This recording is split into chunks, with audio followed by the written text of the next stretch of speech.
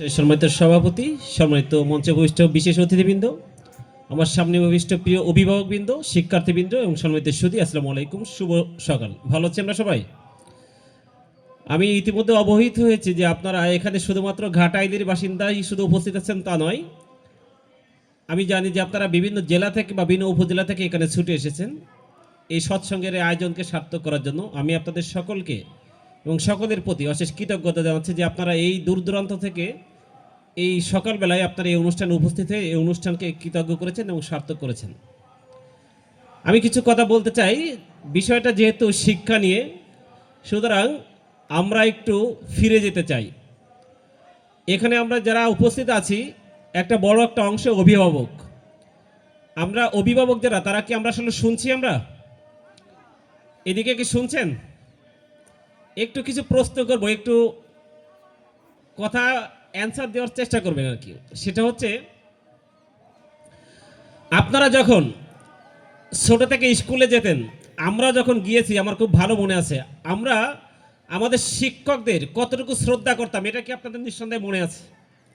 আমরা কি এমন সেই ছাত্রদের কি এমন করে শিক্ষকদের সেই সম্মান করতাম কিনা যে হঠাৎ করে স্কুলে যাচ্ছি, আপনি হয়তো সাইকেল চালিয়ে যাচ্ছেন, আপনার স্যারকে দেখছেন যে স্কুল থেকে ফিরছে বা যাচ্ছে, আপনার সাথে মাঝখানে দেখা হয়েছে, আপনি সাইকেল থেকে নেমে যেতেন, নেমে যে আপনি একটা লম্বা একটা স্যালুট দিতেন, স্যালুট সুন্দর হয়েছে বা না হয়েছে একটা স্যালুট দিতেন, স্যালুট দিয়ে আবার দাঁড়িয়ে থাকতেন যতক্ষণ না পর্যন্ত ওই স্যার আপনার চোখের দৃষ্টিসীমার বাইরে যতক্ষণ না যায় ততক্ষণ পর্যন্ত আপনি দাঁড়িয়ে থাকতেন। এই ঘটনাটা কি ঘটে না ঘটে নাই? এটাই স্বাভাবিক, এটাই ঘটছে এবং এটাই হয়। কিন্তু একটু আবার লক্ষ্য করবেন, ওই সে পুরাতন থেকে যদি বর্তমানে আসি, আমাদের এই বর্তমান প্রজন্মের একটা বড় একটা অংশ এই ম্যানারে টিকেট, যেটা আমাদের শ্রদ্ধেয় শিক্ষক থেকে বলেন আর আমাদের সমাজের অভিভাবক বলেন, আপনাদের এলাকায় গুরুজন বলেন, সেই শ্রদ্ধা ভক্তি কি বর্তমানে আছে না নাই? তাহলে এই যে সামান্য সময়ের, খুব বেশি দিনের ঘটনা কিন্তু বলছি না, এটা আপনি জাস্ট 20 থেকে 25 বছরের ভিতরে যে বিবর্তন পরিবর্তনটা, এইটা কিন্তু বর্তমানে সমাজ ব্যবস্থার সব থেকে বেশি যে অবমূল্যায়ন হয়েছে, সেটার একটা জাস্ট নমুনা হিসেবে আপনাদের সামনে তুলে দিলাম। এমন হাজারটা নমুনা আমার থেকে আপনারাই বেশি জানেন, কারণ আপনারা আমার থেকে বেশি দেখেন বলে মনে করি। আমি আপনাদেরকে একটু আপনাদের বিবেককে নতুন করে জাগ্রত করতে চাই, কারণ আপনাদের সন্তানরা এখানে উপস্থিত আছে।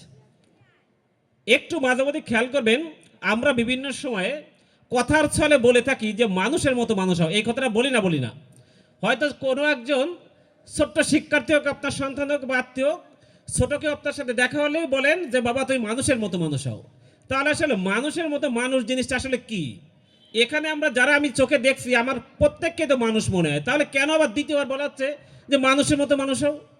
এই প্রশ্নটা কি নিজেকে কখনো আমরা আসলে করেছি কিনা? যদি করে থাকি খুবই ভালো, যদি না করে থাকে দ্বিতীয়বার করার সুযোগ আজকে নতুন করে আপনাদের সামনে তৈরি করে দিয়ে গেলাম।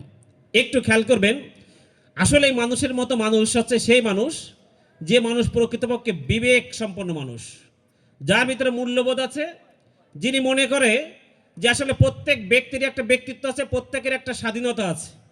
এই বিষয়গুলো যারা নিজের ভিতরে উপলব্ধি করতে পারে, তারাই বুঝতে পারে আসলে মানুষের মতো মানুষ কি, এবং তাকে দীক্ষা দিতে চায় ঠিক এটার। একটু খেয়াল করবেন, আসলে বিশেষ করে যারা মুসলিম হিসেবে এখানে উপস্থিত আছেন, তারা একটা হাদিস ভালোভাবে জানেন, সেটা হচ্ছে আমরা এই পৃথিবীতে 18,000 মাখলুকাত আছে, এর ভিতরে মানুষকে বলা আছে সৃষ্টির শ্রেষ্ঠ জীব। তাহলে বাকি যারা আছে এই 17,999, আপনি কি জানেন তাদেরকে কিন্তু বিবেক দেওয়া হয় নাই, একমাত্র মানুষকে বলা দেওয়া হয়েছে কি এই বিবেক। এই বিবেকের কারণেই সে কোনটা ভালো আর কোনটা মন্দ এটা পার্থক্য করতে পারে একমাত্র মানুষ, আর কোনো প্রাণী কিন্তু এটা পারে না। এই কারণে বলা হচ্ছে মানুষের মতো মানুষ হতে। কারণ আপনি যে ধর্মের বিশ্বাসী হন না কেন, আপনাকে দিন শেষে আপনার সৃষ্টিকর্তা, আপনি যাকেই বিশ্বাস করেন, যে নামেই ডাকেন না কেন, তার কাছে কিন্তু আপনাকে একটিভাবে উত্তর দিতে হবে, ওই ঠিক ভালো মন্দের সেই পার্থক্যের মাধ্যমে, যে কোনটা ভালো কাজ তুমি করেছিলে বা কোন খারাপ কাজটা তুমি করেছিলে। ভালোর জন্য অবশ্যই পুরস্কার আছে, খারাপের জন্য অবশ্যই শাস্তিও আছে। প্রত্যেক ধর্মে ঠিক এমনটাই বলে, মূল কথা সারমর্ম এটাই। সুতরাং আমরা আমাদের যে সকল শিক্ষার্থীকে নিয়ে আমরা আজকে কথা বলছি, যাদেরকে শিক্ষাবৃত্তি নিয়ে যাদের কথা বলছি, তাদের সেই আগামীর বাংলাদেশকে নেতৃত্ব দেওয়ার জন্য যদি আমরা তাদেরকে তৈরি করতে না পারি, তাদেরকে আসলে যদি মানুষের মতো মানুষ তৈরি করতে না পারি, তাহলে কিন্তু আমরা যে লক্ষ্য নিয়ে 1971 সালে আমাদের মাতৃভূমি পেয়েছি, স্বাধীন ভূখণ্ড পেয়েছি, কিন্তু আমরা এখনও কিন্তু সেই বিভিন্ন রকম সেই বৈষম্য বলেন, অনিয়ম বলেন, দুর্নীতির ভিতরে বলেন, আমাদের দেশ কিন্তু আর সেইভাবে এগিয়ে যায় নাই। আপনারা খেয়াল করবেন 1971 স্বাধীনতা পেয়েছে ঠিকই, আমাদের পরেও কিন্তু অনেক দেশ স্বাধীনতা পেয়েছে। আপনি জাস্ট খেয়াল করেন মধ্যপ্রাচ্যের একটা দেশের নাম যদি বলি, 1972 সালে স্বাধীনতা পেয়েছে। আপনারা সংযুক্ত আরব আমিরাতের নাম শুনেছেন? সংক্ষেপে ইউএই বলে। দুবাইয়ের নাম কম বেশি সবাই জানেন, আমিরাতের নাম সবাই জানেন। এই দেশগুলো কি আমাদের থেকে ধনী না গরিব, কি মনে হয় আপনাদের? আমাদের দেশ সকল সকল শ্রমিক তারা তো যায় ওই দুবাইয়ে কাজ করতে, ঠিক কিনা? তাহলে যে দেশটা আমাদেরও পরে স্বাধীন হলো, তারা এতটাই বেশি এগিয়ে গিয়েছে, তারা আজকে বিশ্বে সব থেকে যে ধনী দেশগুলোর ভিতরে কিন্তু আজকে সেই সংযুক্ত আরব আমিরাত। তাহলে তারা পারলো, আমরা পারলাম না কেন? কারণ আমরা স্বাধীন ভূখণ্ড পেয়েছি সত্য, কিন্তু জাতিরাষ্ট্র হিসেবে আমাদের এই বাংলাদেশকে কিন্তু তৈরি করতে পারি নাই। প্রকৃতপক্ষে দরকার একটা রাষ্ট্র তখনই সফল হয় যখন তার সকল নাগরিক একই সুরে তালে লয়ে গায়, একইভাবে বোঝে, একই কথায় চলে। আমরা কিন্তু সেইখানে সেই জাতিগত যে ঐক্যমত্য সেই বিষয়গুলো কিন্তু আমরা একসাথে ধারণ করতে পারি নাই বলেই কিন্তু আজকে আমাদের বিভেদ, বিভক্তি, বৈষম্য বিভিন্ন নামেই কিন্তু ডাকা হয়। দিন শেষে কথা একটাই, আমরা কিন্তু এগোতে পারি নাই। সুতরাং কিভাবে আবারও এগিয়ে যেতে হবে এইটা কিন্তু নতুন করে ভাববার বিষয়, বিশেষ করে তরুণ প্রজন্ম যারা 24-এর গণঅভ্যুত্থানে নতুন করে রক্ত দিয়ে দেখিয়ে দিয়েছে যে এই স্বাধীন ভূখণ্ডের জন্য আমরা আমাদের নিজেদের জীবনকে আবারও বারবার উৎসর্গ করতে পারি, রাজপথে রক্ত রঞ্জিত করতে পারি। সুতরাং এই যে নতুন তরুণ প্রজন্ম, জেনজি প্রজন্ম, তাদেরকে একসময় মানুষ আমরা মনে করতাম যে এদের দিয়ে কিচ্ছু হবে না, ব্যাপারটা এক কথা এভাবেই করে মন্তব্য করতাম আমরা। কিন্তু 24-এর গণঅভ্যুত্থানে কিন্তু আমরা দেখিয়ে দিয়েছি যে আমরা যারা এই শ্রেণী, যারা বয়স্ক শ্রেণী, তারা কিন্তু কেউ পথে নামে নাই। এই তরুণরাই কিন্তু দেখিয়ে দিয়েছে যে দেশপ্রেম কি আসলে, এটা কিন্তু তারা উপলব্ধি করেই কিন্তু এই যে রাজপথে রক্ত দিয়েছে। আমি কথাগুলো কেন বলছি সেটা হচ্ছে শুধুমাত্র অধিকার আদায়ের জন্যই রাজপথে নামলে হবে না। এই যে ঘুণে ধরা যে শিক্ষা ব্যবস্থা, এই শিক্ষা ব্যবস্থাকে কীভাবে আবার নতুন করে সংস্কার করে বিশ্বের বুকে কিভাবে বাংলাদেশকে নতুন করে নেতৃত্ব দেওয়া যায়, সেই ক্ষেত্রে কিন্তু আজকের এই ছোট্ট শিক্ষাবৃত্তি বলেন আর বিভিন্নভাবে আমরা যে পারস্পরিক সহযোগিতার ক্ষেত্র যদি বলি, সরকার যেভাবে তার শিক্ষা ব্যবস্থার কথা, উন্নয়নের কথা চিন্তা করে, সব কিছুই কিন্তু এক সূত্রে গাঁথা। সুতরাং এই যে তরুণ প্রজন্ম, আমি তাদেরকে নিয়ে অনেকেই কিন্তু হতাশ, আমি কিন্তু অনেক আশাবাদী। আমি মনে করি এখনও অনেক শূন্য জায়গা রয়েছে, সেইখানে কিন্তু আমাদের শূন্যস্থান পূরণ করার সুযোগ রয়েছে। আমি বিশ্বাস করি এখনও কিন্তু আমরা সেই অলিম্পিকের সেই গেমসে কিন্তু স্বর্ণ অর্জন করতে পারি নাই। এমন করে যদি বলেন, আমরা প্রত্যেকটা জায়গায় কিন্তু আমাদের পদচিহ্ন রাখার নতুন করে সুযোগ কিন্তু রয়েছে। আমাদের শিক্ষার্থীদের চিন্তা করতে হবে যে শূন্যস্থানগুলো ঠিক কোথায় কোথায় আমাদের অবস্থান তৈরি করে আমরা বিশ্বের বুকে নতুন করে বাংলাদেশকে নতুন করে চেনাবো, জানাবো এবং আমি আমার জাতিকে চেনাবো। এইভাবে করে যদি চিন্তা করতে পারি, তাহলে কিন্তু আজকের এই ধরনের অনুষ্ঠানের প্রকৃত সার্থকতা আসবে। আজকে যে সকল প্রিয় শিক্ষার্থী, অভিভাবক এখানে অনেক কষ্ট করে এসেছেন, আমি মনে করি আপনার সন্তানকে নিয়ে ঠিক এইভাবে করে চিন্তা করতে হবে। তাদেরকে এমন করে স্বপ্ন দেখাতে হবে, স্বপ্নটা হবে ঠিক আকাশ ছোঁয়া। কারণ স্বপ্নে দেখতে কোনো দোষ নেই। অনেকে মনে করে এমন স্বপ্ন দেখে আসলে কি হবে। আপনি কি জানেন সেই টমাস আলফা এডিসনের সেই গল্প 1000 বার বৈদ্যুতিক বাল্ব বারবার ব্যর্থ হয়ে 1000তম বারে কিন্তু সে সফল হয়েছিল। এমন করে পৃথিবীর যত সফল ব্যক্তি আছে তাদের পূর্বের ইতিহাস কিন্তু প্রত্যেকের ব্যর্থতার। সুতরাং এই ব্যর্থ ইতিহাসকে তারা কখনো মেনে নেয় নাই। তারা মনে করেছে মানুষ, আমরা যারা পৃথিবীতে জন্মগ্রহণ করছি, আমরা প্রত্যেকেই সফল হিসেবে জন্মগ্রহণ করেছি, কারণ সকল ভ্রূণ কিন্তু পৃথিবীতে আসে নাই। সুতরাং আপনি আমরা যারা পৃথিবীতে এসেছি, আমরা প্রথমত সফল হয়ে সকলে জন্মগ্রহণ করেছি। সুতরাং সেই সফল ব্যক্তি পরবর্তীতে ব্যর্থ হবে, সৃষ্টিকর্তার সাথে আপনার এমন কোনো দূরত্ব নেই যে আপনাকে একমাত্র ব্যর্থ করার জন্য এই পৃথিবীতে এনেছে, বাকিদের সফল করার জন্য এসেছে। আমরা সফল আর ব্যর্থতা এটা আমাদের কর্মফল। আমরা সেই বিবেককে জাগ্রত করতে পারি না, যার কারণে সেই কোনটা ভালো আর মন্দ সেটা বুঝতে পারি না। একটা সময় যে ঠিকই কি করি, নিজের ভাগ্যের উপরে সব কিছু ছেড়ে দিয়ে মনে করি কি যে আমি, আমার জন্য সৃষ্টিকর্তা কিছুই রাখে নাই। বিষয়টা কিন্তু এমন নয়। অনেকেই আমাদের সমাজে যারা আছে পিছিয়ে পড়া জনগোষ্ঠীর, অনেকে ঠিক এমনটা মনে করে যে আমার দ্বারা হয়তো কিছুই হবে না, আমার জন্য কিছুই করার নাই। কিন্তু আপনি বিশ্বের বুকে যে সকল সফল ব্যক্তিকে দেখবেন, তারা এমন কেউ নয় যে তাদের পূর্বপুরুষ হাজার হাজার কোটি কোটি ডলারের মালিক ছিল, এই উত্তরাধিকার সূত্রে সেই সফল ব্যক্তি এমন কোনো ব্যক্তি কিন্তু নয়। আজকে এখানে যারা আছেন, আমি জানি অনেকে এখানে আছেন যে তারা সবাই ফেসবুক ইউজ করেন, এটা বড় একটা অংশই। সেই ফেসবুকের যিনি মালিক মার্ক জুকারবার্গ, ওনার বয়স আর আমার বয়সের ভিতরে কোনো পার্থক্য নাই।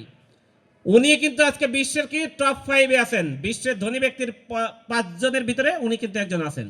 অথচ আমারও তো বয়স একই, আমি কি আছি? মোটেই নয়। তাহলে সফলতা জিনিসটা এমনই যে সব কিছু ভেঙ্গে চুরে নতুন কিছু জড়িয়ে দেওয়ার আর নতুন কিছুর আহ্বানে নিজেকে আবারও সেই নতুন যুদ্ধের সাথে সামিল হয়ে আমরা তৈরি করব নতুন বাংলাদেশ, এমন যদি স্লোগানের সাথে করে যদি সবাই একমত হতে পারি, তাহলে আমাদের ব্যক্তি জীবনে, পারিবারিক জীবনে, সামাজিক জীবনে, রাষ্ট্রীয় জীবনে আমরা সকলে কিন্তু যার যার অবস্থান থেকে নিজের প্রতিভা বিকাশের মাধ্যমে সমুজ্জ্বল হয়ে দেখিয়ে দিতে পারি যে আগামীর বাংলাদেশ হবে বিশ্বের শ্রেষ্ঠ একটা জাতি, যে জাতি কখনো পিছিয়ে আসলে কখনোই ছিল না, পিছিয়ে রাখা হয়েছে, কিন্তু নতুন করে আমরা জেগে উঠেছি। এইভাবে করে যদি চিন্তা করতে পারি, নতুন করে তাদেরকে স্বপ্ন দেখাতে পারি, তাহলেই কিন্তু হবে সেই আমার আগামীর সেই সুন্দর বাংলাদেশ। প্রিয় উপস্থিতি, একটু বলতে চাই স্বপ্ন নিয়ে। আমরা এখানে যারা শিক্ষার্থী যারা আছি, তারা কি অ্যাটেনশন দিচ্ছি? আমরা তোমাদের কাছে কিছু প্রশ্ন থাকবে। তোমরা কি স্বপ্ন দেখো? কে কে স্বপ্ন দেখো একটু হাত উঁচু করো তো। ওকে, অনেকেই স্বপ্ন দেখো। এখন স্বপ্ন তো 2 রকম স্বপ্ন আছে। একটা স্বপ্ন কি, যে আমরা প্রতিদিনই এখানে জানি, আজকে যারা উপস্থিত হয়েছেন আমি নিজেও রাতে স্বপ্ন দেখেছি, কিন্তু কি স্বপ্ন দেখেছি এটা এখন মনে নাই। বেশিরভাগ ক্ষেত্রে এটাই হয় যে স্বপ্ন আমরা রাতে কি দেখেছি সে স্বপ্ন আমাদের মনে থাকে না। এটা ঠিক না ভুল বললাম আমি? এখন আমাদের শিক্ষার্থীরাও কিন্তু একই রকম স্বপ্ন দেখে প্রতিদিন। তারা কেউ এমন স্বপ্ন দেখে যে সে হেলিকপ্টার চালাচ্ছে, কেউ পাইলট হওয়ার স্বপ্ন দেখছে, কেউ কোনো না কোনো স্বপ্ন কিন্তু সে বীজ বুনছে। দিনের বেলায় যা কল্পনা করে রাতে ঘুমানোর আগে কল্পনা করে, এইটা নিয়ে কিন্তু হয়তোবা রাতের বেলা একটা স্বপ্ন দেখে ফেলে। কিন্তু সেই ভারতের সাবেক রাষ্ট্রপতি এপিজে আব্দুল কালাম, উনি কি বলেছিলেন? স্বপ্ন কি সেটা যেটা আমাদের ঘুমাতে দেয়? স্বপ্ন সেটা যেটা আমাদের ঘুমাতে দেয় না। সুতরাং এই গল্প নতুন করে বলার দরকার নেই, কিন্তু বলতে চাই আমি এটাই, সেই স্বপ্নে সেই বাংলাদেশ যদি তৈরি করতে হয়, তাহলে নিজেদেরকে আসলে স্বপ্ন দেখতে হবে ওইটা যেটা প্রকৃতপক্ষে আমাকে ঘুমাতে দেয় না। সেই স্বপ্নটা এমন, এখানে অনেক শিক্ষার্থী আছে যার বাবা মা থাকতে পারে যে এই মুহূর্তে মাঠে কাজ করছে, এমন শিক্ষার্থী থাকতে পারে তার বাবা হয়তো মতো রিক্সা চালাচ্ছে, ভ্যান চালাচ্ছে, বা অটো বাইক চালাচ্ছে, বা কোনো বাসের কোনো একজন শ্রমিক। আমি সেই সকল শিক্ষার্থীদের উদ্দেশ্যে বলতে চাই, আজকে তুমি হয়তো জানো না কত কষ্ট করে তোমার জন্য চমৎকার একটা আয়োজন করেছে। তোমার সেই মাছের মাথা থেকে শুরু করে তোমার পায়ের জুতাটা সব থেকে ভালো করার জন্য তার সে অক্লান্ত পরিশ্রম করে রাখছে। তোমাকে স্বপ্ন দেখতে হবে এইভাবে করে যে আমার বাবা আজকে এত কষ্ট করে আমার জন্য যে কি অক্লান্ত পরিশ্রম করে, খেয়ে না খেয়ে আমার জন্য ঠিক 2টা পয়সা উপার্জন করে আমার ভবিষ্যৎ ভালো হবে এর জন্য নিজে কষ্ট করে, না খেয়ে থাকলেও কখনো বলে না। নিজের পায়ের জুতাটা যে কত আগে চেঞ্জ করেছে সে নিজেও জানে না। এক পোশাক বারবার ধুয়ে বারবার মুছে আয়রন করে আমার সামনে উপস্থাপন করে যে আমি ভালো আছি, আসলে কিন্তু এটা ফেক। প্রকৃতপক্ষে তোমার ভালো রাখার জন্যই কিন্তু ওই বাবা মা নিয়মিত তোমার সামনে অভিনয় করে। এই অবস্থাটা তোমাদের বুঝতে হবে, তোমাদের চিন্তা করতে হবে যে হয়তো বা এটাই সত্য, আমার বাবা মা অনেক কষ্ট করে আমার জন্য এই উপার্জনের ব্যবস্থা করে, আমার এই ভালো পোশাক, আমার ভালো স্কুল ব্যাগ, আমার ভালো জুতা কিনে দেয়, এটা সত্য। কিন্তু একটা সময় আমার বাবা আমার মায়ের গায়ে তো সেই শক্তি থাকবে না, তারা ঠিকই আর ওই মাঠে যেতে পারবে না, ঘাটে যেতে পারবে না। তাহলে তখন কি হবে? তোমার স্বপ্ন থাকতে হবে ঠিক এইভাবে করে যে সেই সময়টা হবে আমার, আমি আবার সেই বৃদ্ধ পিতামাতাকে আমি কখনো বৃদ্ধাশ্রমে পাঠাবো না। আমার সেই পিতামাতাকে আমি কখনো বলবো না যে তোমার খাবার আমি দিতে পারবো না, তোমার ঔষধ আমি কিনে দিতে পারবো না। এইভাবে করে যদি চিন্তা করি, তাহলে তুমি বুঝবে তোমার স্বপ্নের গভীরতা কত ভিতরে যাওয়া উচিত, তুমি কত বড় স্বপ্ন দেখতে চাও। এখানে অনেকে আছো, এমন কেউ কি আছে উত্তর দিবা? কেউ কি ডাক্তার হতে চাও? এমন কেউ আছো? অনেকে আছে, বিশেষ করে মেয়েরা। একটু দাঁড়াও তো একটু। ভেরি গুড, আমরা একটা সকলে ওদের জন্য একটা হাততালি দিই। বসো। এই যে আমাদের ছোট্ট সোনামণিরা, ওরা ইতিমধ্যে স্বপ্ন দেখে ফেলেছে, তার মানে ওরা আমাদের থেকে অনেক বেশি এগিয়ে। ওই বয়সের যে ডাক্তাররা স্বপ্ন দেখছে, আপনি চিন্তা করতেন আপনি এ বয়সে স্বপ্ন দেখতে পারতেন না। সেই হিসেবে যে ইতিমধ্যে সে স্বপ্নগুলো দেখে ফেলেছে, আমি বিশ্বাস করি ওরা আজকে যে বৃহৎ মঞ্চে দাঁড়িয়ে সবাই হাত উঁচু করে বললো যে সে স্বপ্ন দেখলো যে সে ডাক্তার হবে। আমি দৃঢ়ভাবে বিশ্বাস করি এই সকল ছেলে মেয়ে একজনও যারা হাত তুলেছে বা তুলে নাই, প্রত্যেক ব্যক্তি সবল এবং প্রত্যেকেই ডাক্তার হবে ইনশাল্লাহ। এটা হচ্ছে আমি আপনাদের সামনে বলে গেলাম, এটা দেখবেন আপনার সন্তান হবেই হবে। কেননা জানেন, এই স্বপ্নবাজ তরুণ তরুণীরা এরা জানে যে আগামীর বাংলাদেশ কখনো পিছিয়ে যাবে না। সে পিছিয়ে যাবে না যে বাংলাদেশে নতুন করে নেতৃত্ব দিতে হলে তার লক্ষ্যটা কি তারা ইতিমধ্যে স্থির করে ফেলেছে। অনেকে যার হাত তোলো নাই, হয়তো বা ডাক্তার হওয়ার না, সে হয়তো ইঞ্জিনিয়ার হতে চায়, কেউ পাইলট হতে চায়, কেউ আইনজীবী হতে চায়, বিভিন্ন পেশা আছে, কোনো পেশাকেই কখনো ছোট মনে করবে না। অনেকে এখানে এসেছেন যারা বাটা জুতা পাই দিয়ে এসেছেন, আসছেন না? আপনারা কি বাটা কোম্পানির নাম শুনেছেন না শুনেন নাই? সকলেই কম বেশি শুনেছেন। আমার বিশ্বাস বাটা জুতো পরেন নাই এমন একজন ব্যক্তি এখানে পাওয়া যাবে না। ওই যে টমাস আলভা বাটা, উনি 1894 সালে যখন এই বাটা কোম্পানি প্রতিষ্ঠা করেছিলেন, উনি তার আগে পেশায় আসলে কি ছিলেন এটা কি আমরা জানি? উনি একজন মুচি ছিলেন। আমি যদি বলি এখানে কে কে মুচি হতে চাও, কেউ কে হাত তুলবেন না। কিন্তু আমি যদি বলি যে বাটা কোম্পানির সিইও কে কে হতে চান, অনেকে হাত তুলে ফেলতে পারবেন। তার মানে পেশাদারিত্ব জিনিসটা আসলে কি, উনি যখন পেশায় মুচি ছিলেন, আমরা কেউ বলছি যে আমি ওটা হতে চাই না। অথচ পেশাদারিত্বের কারণে উনি সেই পেশাটাকে এমন পর্যায়ে নিয়ে গেছে, বিশ্বে 1,60,000 শুধু ওনার ডিলারশিপ আছে, ডিস্ট্রিবিউটার, ফ্রাঞ্চাইজি যেটা বলে। তাহলে এটা কিভাবে সম্ভব হয়েছে? একটাই স্বপ্ন যে আমার এই সেলাই করার জুতো একসময় বিশ্বকে দাবি বেড়াবে। বাস্তবতা কি তাই নয়? এমন কোনো পাড়া মহল্লা আছে, এমন কোনো দোকান আছে যেখানে বাটা জুতা পাওয়া যায় না? তাহলে স্বপ্ন জিনিসটা ঠিক এমনই। তুমি যদি আজকে চেষ্টা করো যে আজকে যে সকল বন্ধুরা আজকে যখনই তুমি উঁচু করে বা হাত উঁচু করে দাঁড়িয়েছো, অনেক বন্ধু কিন্তু তোমার পাশে বসে আছে। আমি ঠিক চলে যাওয়ার পরেই একটু পরে বলবে, কি ডাক্তার সাহেব কবে ডাক্তার হচ্ছে, চেম্বার কবে?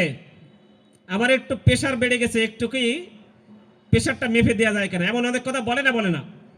অনেকে কিন্তু এরকম মজার ছলেও করবে, ঠাট্টা করবে, মস্করা করবে, আবার অনেকে টিটকারিও করবে। এগুলো সব প্রত্যেকটা শব্দই কিন্তু সত্য। আজকে শুধুমাত্র তোমার এই যে স্বপ্ন শেয়ার, এটা এই বৃহৎ মঞ্চে বললে এটার কারণে তোমার ভিতরে একটা অনুভূতি তৈরি হবে, আমি যে এত বড় মঞ্চে বলে এসেছি আমি ডাক্তার হব, যদি হতে না পারি। খেয়াল করো তো, তোমার সেই যে বন্ধু আজকে ঠাট্টা মস্করা করছে, তারা অনেকেই কিন্তু আজীবন তোমাকে ঠাট্টা মস্করা করবে। এখন আজীবন ঠাট্টা মস্করা শোনা ভালো নাকি আসলে ডাক্তার হয়ে যাওয়া ভালো? কোনটা মনে হয়? যারা ডাক্তার হতে চাও তারা বলো, কোনটা ভালো? ডাক্তার হয়ে যাওয়া ভালো না আজীবন যদি টিটকারি মস্করা, কোনটা ভালো? আমার বিশ্বাস সবাই একই মতে একমত যে আসলে ডাক্তার হয়ে যাওয়াটাই ভালো। কারণ আমরা জানি যে আমাদের বর্তমান সমাজে যারা ডাক্তার আছে, আমি কিন্তু সকল পেশা নিয়ে বর্ণনা করতে পারি, কিন্তু এটা তো এক্সাম্পল হিসেবে কিন্তু ডাক্তারকে আমি বলার চেষ্টা করছি। অন্য পেশায় যারা এখানে উপস্থিত আছেন তারা কিন্তু মনে কষ্ট পাবেন না। আমরা জানি এই মুহূর্তে একজন বাংলাদেশে যিনি এমবিবিএস এফসিপিএস ডক্টর আছে, আমার দৃঢ় বিশ্বাস উনি কমপক্ষে প্রতিদিন 50,000 টাকা ইনকাম করেন, কমপক্ষে 50,000 টাকা। আবার এমন ডক্টর আছে প্রতিদিন 10 লক্ষ টাকা ইনকাম করেন। তা ধরে নিই আমি 50,000 না 20,000 টাকা যদি উনি ইনকাম করে থাকেন, তাহলে মাসে কিন্তু ওনার ইনকাম 6 লক্ষ টাকা। এখন আপনি যদি প্রশ্ন করি আপনাদের সকলের কাছে যে 6 লক্ষ টাকা কি আপনার পরিবারের জন্য যথেষ্ট নয় নাকি? অনেক অনেক। 6 লক্ষ টাকা খরচ করতে পারবেন কেউ? 6 লক্ষ টাকা মাসে খরচ করার মধ্যে কেউ এখানে আছেন? 6 লক্ষ টাকা খেয়ে ফেলবেন পারবেন কেউ? তাহলে সফল ব্যক্তিদের জীবনটাও কিন্তু সকল দিক দিয়ে সফল হয়। দেখবেন যে একজন ডক্টর সে নর্মাল কোনো গাড়ি চড়ে না। এমন হতে পারে এই যে সেই বন্ধুরা যারা আজকে ঠাট্টা মস্করা করলো, এমন হতে পারে যে ঠিকই যে ডাক্তার ছেলে বা মেয়ে ভবিষ্যতে ডাক্তার হলো, সে নিঃসন্দেহে কমপক্ষে 1 কোটি টাকার গাড়ি কিনবে। আমি দৃঢ়ভাবে বিশ্বাস করি এখানে যারা উপস্থিত আছে তারা কখন 1 কোটি টাকার গাড়ি কিনবে না। সে কিনবে বিএমডাব্লিউ, সে ওডি, মার্সিডিজ বেঞ্জ, রোলস রয়েস, এইগুলো কিনবে সে। কারণ প্রতি মাসে যার 6, 10, 15, 20 লক্ষ টাকা ইনকাম, সে নর্মাল গাড়ি কেন কিনবে? সে একদিন হঠাৎ করে ওই গাড়ি চালিয়ে তার বাড়িতে আসবে, ভোরবেলায় বাড়িতে এসে মা তখনও ঘুম থেকে ওঠে নাই, বাবা তখনও ঘুম থেকে ওঠে নাই, হঠাৎ করে উঠানে এসে ওই দুয়ারে এসে একসময় গাড়ির শব্দে, যে বাড়িতে কখনো গাড়ি আসে নাই সেই গাড়ি এসে একসময় বলবে পিপ পিপ পিপ পিপ। তখন বাবা মা ঘুম থেকে উঠে বলবে যে কখনো তো গাড়ির শব্দ শুনি না, আমার বাড়িতে কে এলো? কিন্তু ওই সেই সন্তান কিন্তু সারপ্রাইজ দেওয়ার জন্য কিন্তু কাউকে বলে নাই যে এত সুন্দর একটা গাড়ি কিনে সে আজকে বাড়ি আসবে। সকালে ঘুম থেকে যখনই বাবা মা ঘুম থেকে ওই গাড়ির শব্দ শুনে উঠলো, উঠে যে দেখে যে গাড়ির গ্লাস খুলছে না, ভিতরে আসলে কে বোঝা যাচ্ছে না, কারণ গাড়ির গ্লাসটা তো দামি গাড়ির গ্লাস তো একটু কালোই হয়। আরেকটু এগিয়ে গেল, যাওয়ার পরে যখনই একটু গ্লাসে ঠক ঠক ঠক ঠক করলো, তখন কিন্তু গ্লাসটা নেমে ওই সন্তান বলল, বাবা মা, আজ কিন্তু তোমার স্বপ্নের সেই সন্তান কিন্তু আজকে বড় হয়েছে, তার জীবনের সকল স্বপ্ন পূরণ করেছে। আজ কিন্তু তোমাদেরকে আর মাঠে যেতে হবে না, তোমাদেরকে ঘাটে যেতে হবে না, তোমাদের জীবনে একেবারে চিরজীবনের জন্য তোমরা এখন সুখে আরামে কাটিয়ে দিতে পারবে। সেই ব্যবস্থা কিন্তু করেই কিন্তু আজকে এসেছে। আজকে তোমাকে নিয়ে আমি আজকে বিশ্ব জয় করতে আজকে তোমার দরবারে হাজির হয়েছি। আজকে তোমাকে নিয়ে আমি পুরো ঘাটাইল ঘুরবো, পুরো টাঙ্গাইল করবো, পুরো বাংলাদেশ তোমাকে নিয়ে ট্যুর দেবো, বিশ্বব্যাপী তোমাকে নিয়ে ঘুরতে থাকবো। এই স্বপ্ন যে তোমার সন্তান দেখতো, আজকে কিছু স্বপ্ন আজকে বাস্তবায়ন হয়েছে। এইভাবে করে যদি চিন্তা করতে পারি, তাহলে কিন্তু আমাদের শিক্ষার্থীরা কিন্তু আগামীর বাংলাদেশের প্রত্যেকে এক একজন যার যার অবস্থা থেকে সফল ব্যক্তি হবে। আবার সেই বন্ধুর কথা যদি মনে পড়ে যায়, যে ঠাট্টা করছিল, মস্করা করছিল, তাকে একটু শাস্তি দেওয়ার দরকার আছে না? হঠাৎ করে সে বাড়ির থেকে সেই মাকে বাবাকে গাড়িতে উঠে নিয়ে রওনা দিয়েছে। একটু রওনা দিতে দিতেই দেখছে হালকা টিপ টিপ টিপ টিপ করে বৃষ্টি পড়ে। সেই বৃষ্টিতে দূর থেকে দেখে যে একজন রাস্তার পাশে একজন ব্যক্তি দাঁড়িয়ে আছে, ওনার হাতে কোনো ছাতা নাই, ওনার যে পোশাকটা যথেষ্ট বিবর্ণ। ওনাকে দেখে মনে হচ্ছে যে লোকটাকে ঠিক চিনি চিনি, কিন্তু উনি মনে করছে না, আরেকটু ভালো করে কাছে যেয়ে দেখি। একটা সময় দেখলো ওই সেই বন্ধুটা যে তাকে সব সময় মস্করা করত, তার আজ গাড়িও নাই, তার বাড়িও নাই, তার কিছুই নাই। সে হয়তো বা এমন যে তার কোনো একটা কারণে সে হয় টাঙ্গাইলে যাচ্ছে বা ঘাটাইলে আসতেছে, তার মাথায় যেহেতু ছাতা নাই, ইতিমধ্যে যতটুকু ভালো কাপড় ছিল সেটাও ভিজে গিয়েছে। সে এখন চিন্তা করছে যে কিভাবে আমি জেলা বা উপজেলাতে যাব। এমন সময়ে ওই সেই ভাবতে ভাবতে সেই বন্ধুর সামনে সেই গাড়িওয়ালা বন্ধু এসে উপস্থিত। হঠাৎ করে কালো গ্লাস নামলো, নেমে বললো, বন্ধু কি অবস্থা? আজকে তো আমার গাড়ি আছে, তোমার সেই গাড়িটা কই? আজকে তো তুমি যদি ঠাট্টা মস্করা না করতে, তোমারও কিন্তু আজকে এমনই একটা গাড়ি হতে পারতো, তুমি আজকে সফল হতে পারতা। আজকে কিন্তু তুমি তখন তুমি যে আমাকে মস্করা করেছো, ঠাট্টা করেছো, আমি কিন্তু মনে রেখেছিলাম। এতদিন ধরে কষ্ট কষ্ট করে করে করে আমি কিন্তু বুকের ভিতরে সেই ব্যথাটা জমিয়ে রেখে একদিন দেখিয়ে দেব বলে আজকে সেই দিন চলে এসেছে। আজকে কিন্তু তোমার সামনে একজন সফল ব্যক্তি দাঁড়িয়ে আছে। আজকে কিন্তু তোমার বৃষ্টিতে ভিজার সেই রক্ষা করা সেই ছাতাটুকুও নাই। আবার যদি বন্ধুরা একটু বেশি দুষ্ট হয়, ও আবার দাঁড়াবেও না। ও কি করবে জানেন? ওই রাস্তার সামনে বৃষ্টি পড়লে তো কোনো জায়গায় একটু পানি জমে যায়, ঠিক না? ওই বন্ধুদের একটু যদি একটু দুষ্ট হয়, সে আবার করবে কি জানেন? গাড়ি যাওয়ার সময় একটু জোরে চালিয়ে যাবে, যাতে ওই পানিটা ওর গায়ে যেয়ে লাগে, যে সারা জীবন তো অনেক জ্বালাইছিস, এবার তোকে দেখে নিব। এমন দুষ্টুদি একদম দুষ্টুমি করতেই পারে। যেটাই হোক না কেন, আমি মূল কথায় চলে আসি, ধৈর্যের চ্যুতি ঘটাবো না। এই কথাগুলো কেন বললাম? যে এখানে যারা অভিভাবক আছেন, আপনারা চেষ্টা করবেন